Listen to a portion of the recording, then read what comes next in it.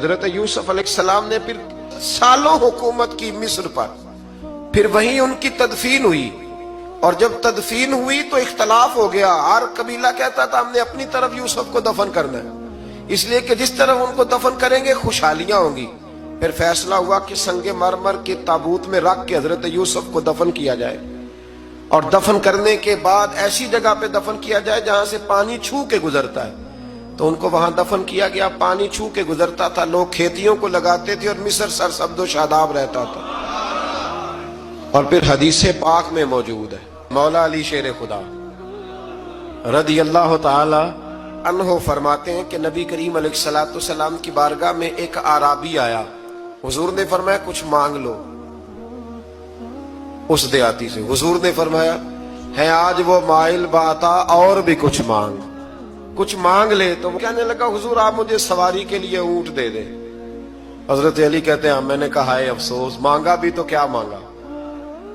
حضور نے فرمایا چل کچھ اور مانگ لے۔ کہنے لگا چلے آنے جانے کے لیے کرایہ بھی دے دے، زادرہ بھی دے دے، کھانے کیا مانگا۔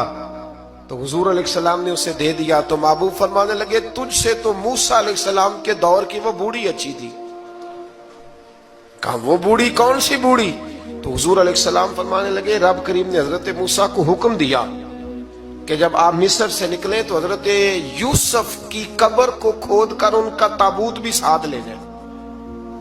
حضرت سیدنا موسیٰ علیہ السلام نے عرض کی مالک وہ کیسے پتہ چلے گا؟ فرمایا وہ تو آپ نے خود ہی پتہ کرنا ہے کہ وہ تابوت کہاں ہے۔ وہ دریا کے اندر تھا۔ کیسے پتہ کرتے کرتے پتہ چلا کہ ایک بوڑھی اماں ہے، اسے پتہ ہے تابوت کہاں ہے۔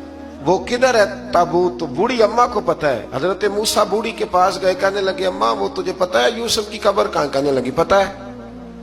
تو کہا اماں پھر بتا دو۔ کہنے لگے مفت میں بتا دوں، نبی کے مزار کا ایڈریس اور فری میں بتا دوں، یہ کیسے ہو سکتا ہے؟ تو حضرت سیدنا موسیٰ فرمانے لگے چل قیمت لے، طبرانی کی حدیث ہے، حضور بیان فرماتے ہیں۔ حضرت موسیٰ کہنے لگے بتا کیا لے گی؟ کہنے لگی مجھے نہ جنت میں وہ والا مکان دلائیں جس کے پڑوسی موسیٰ علیہ السلام ہو، میری اور آپ کی دیوار کٹھی ہو، کیا عقیدہ کند۔ اللہ اکبر۔ تو حضرت موسیٰ کہنے لگے چل اماں مہربانی کر جنت مانگ لے، اب تو پڑوس ہی مانگنے لگ گئی ہے۔ تو اب نبیوں کا درجہ تو بڑا ہوگا، تو دینے والا اللہ ہے، میں دعا کرتا ہوں۔ تو کہنے لگی جی ٹھیک ہے، اگر آپ نہیں دیتے تو میں ایڈریس نہیں بتاتی۔ تو حضور فرمانے لگے اس سے تو وہ اچھی تھی۔ حضرت موسیٰ نے عرض کی کہ یا اللہ یہ نہیں بتا رہی تو اب کیا کروں؟ فرمایا موسیٰ وعدہ تو کر لے، مکان میں دے دوں گا، وعدہ کر لے۔ تو حضرت سیدنا یوسف کا مرتبہ دیکھیے کہ ان کے مزار کا پتہ بتانے کے لیے، مزار کا